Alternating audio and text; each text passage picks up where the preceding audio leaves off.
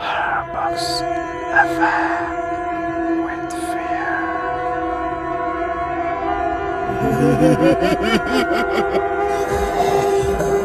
Welcome to the new show of Horror Box FM. I am with you for getting fear. Are you ready? Today's event. The asphalt of Interstate 80 looked like an endless black ribbon cutting through the desolate Wyoming plains. It was 3:14 a.m. The fog was so thick it swallowed my high beams, reducing my world to a mere 20 feet of visibility. I was driving an 18-wheeler loaded with heavy freight, desperate to make my drop-off by dawn. The silence in the cabin was heavy, broken only by the low hum of the diesel engine and the rhythmic slapping of the windshield wipers.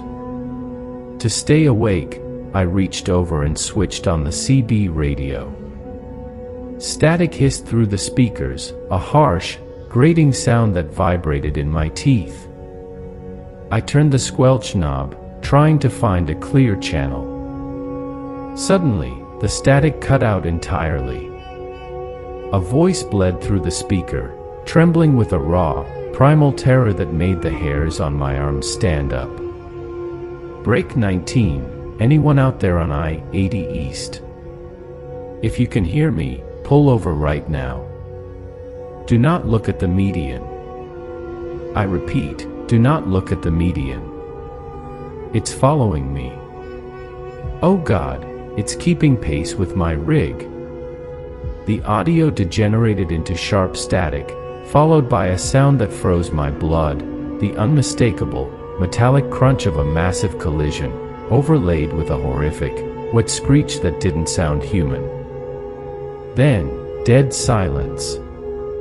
My hands gripped the steering wheel so tightly my knuckles turned white, while my heart hammered against my ribs. I reasoned with myself that it was just a sick prank, as pranksters frequently hijack trucker frequencies late at night.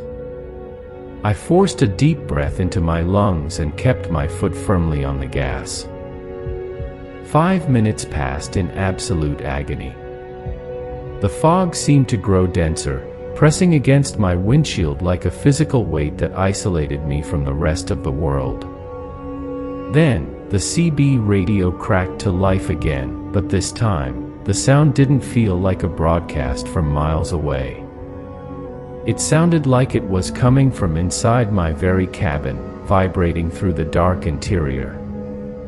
I told you not to look, the voice whispered directly into my ear. Instinct, cruel and uncontrollable, snapped my eyes toward the left side of the highway. Through the swirling mist, out in the grassy median, something was running. It wasn't an animal. It was a towering, emaciated silhouette, easily 8 feet tall, its limbs impossibly long and jointed completely backwards.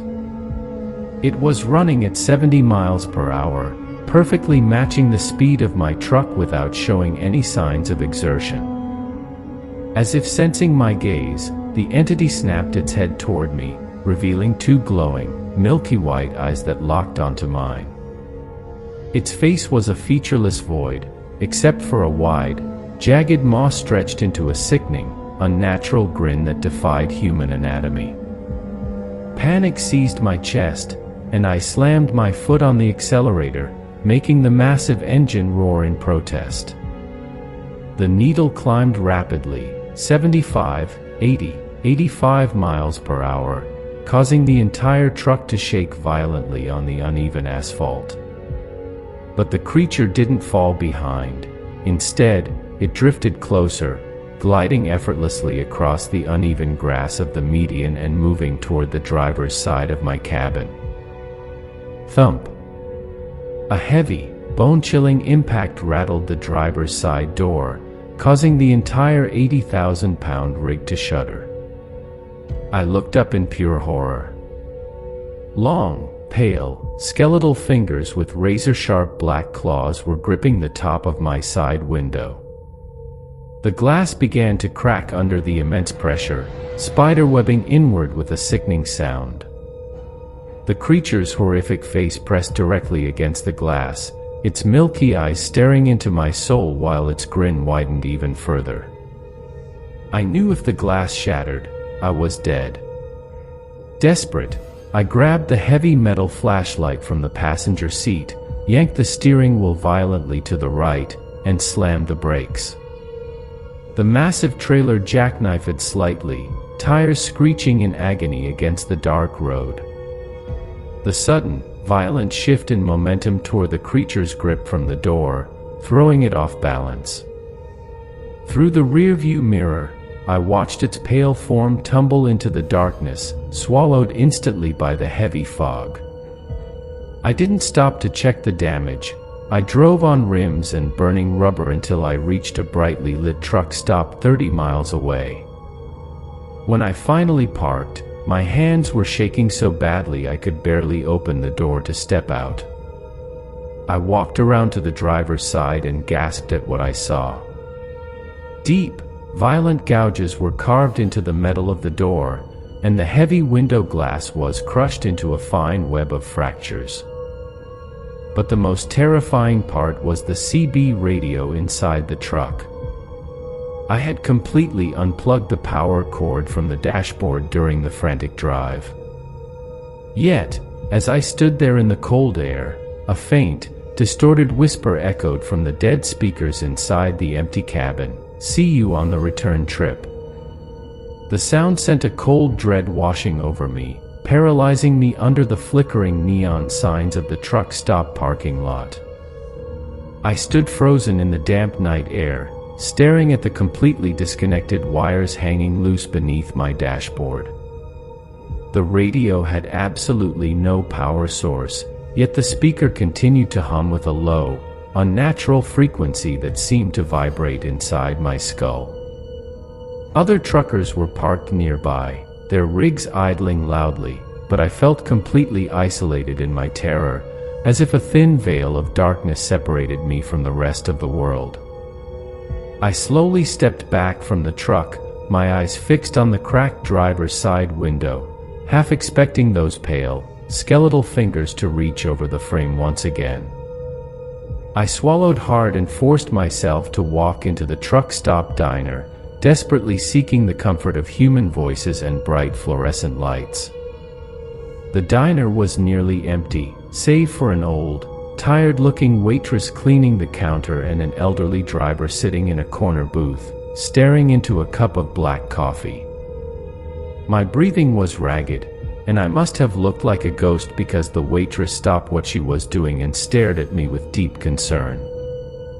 I sat down on a stool, my legs trembling so violently I could barely keep my balance, and ordered a coffee just to have something warm to hold.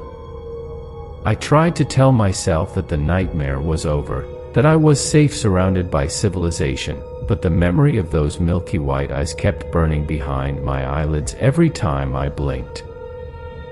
I looked over at the old driver in the corner, noticing that his jacket bore the logo of a long-haul trucking company that had gone out of business decades ago. He slowly raised his head, his eyes meeting mine, and a look of grim recognition passed over his weathered face. He slid out of his booth, walked over to my stool with a slow, heavy gait, and sat down on the empty seat beside me without saying a word. He stared into his own coffee cup for a long moment before speaking in a low, raspy whisper that barely carried over the hum of the diner's refrigerator. "You encountered it out on the flats, didn't you?" "The thing in the median," he said, his voice entirely devoid of doubt. My heart skipped a beat, and I could only nod silently, my throat too tight to form actual words. The old man took a slow sip of his coffee and sighed, a sound full of years of accumulated sorrow and unspoken fear. 30 years ago, I heard that exact same warning on my CB radio, just past milestone 84, he continued, his eyes reflecting the dim lights of the diner. I didn't listen either. I looked right at it, and it chased my rig for 10 miles until I lost control and flipped my trailer into the ditch. My partner didn't make it out of the cab, and when the police found me wandering the highway, they told me it was just a regular accident caused by sleep deprivation and thick fog. He reached out and gently rolled up the sleeve of his flannel shirt, revealing deep, thick, jagged scars that ran from his wrist all the way up to his elbow, scars that perfectly matched the pattern of the gouges on my truck door. They never believe us, kid. They think the long hours on the road make our minds play tricks on us, but we know what's waiting out there in the dark plains where the highway cuts too deep into places that belong to older things.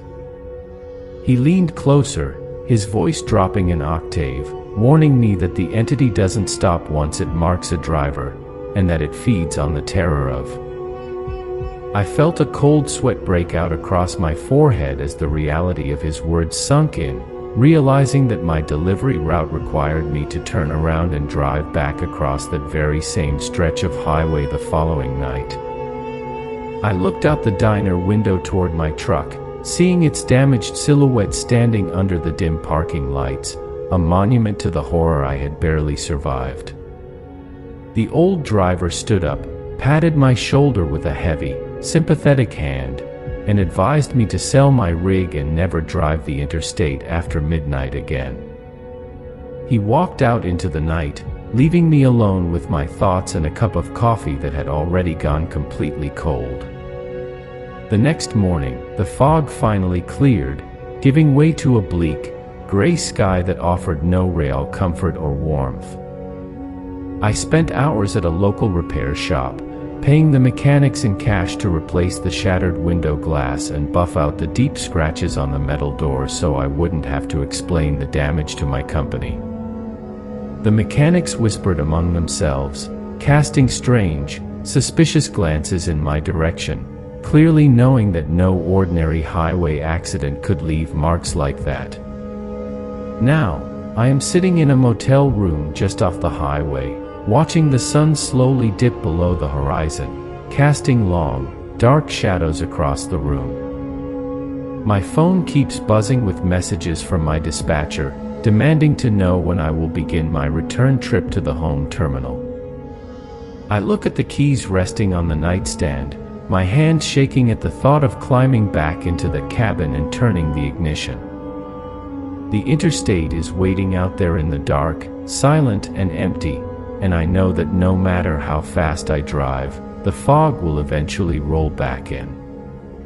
And deep down in my soul, I know that when the static starts to hiss through the disconnected radio tonight, I won't be able to ignore the voice waiting on the other side. Box FM with